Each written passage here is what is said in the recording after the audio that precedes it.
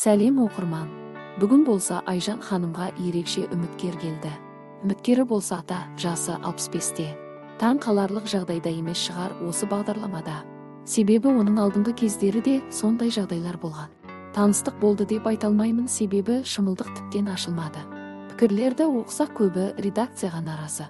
Бәрінің айтатын сөзі бір: неге жас қызға осындай үлкен кісіні қабылдайсыз деп наразы.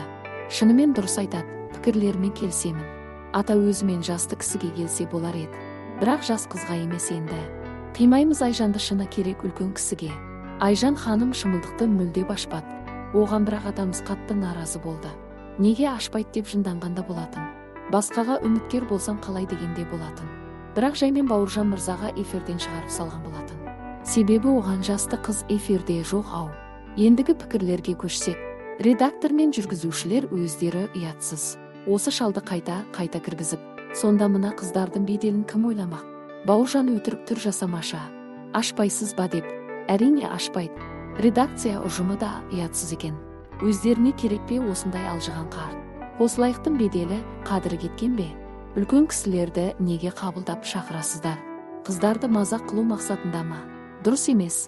50-ден асқан әйел кісілерге.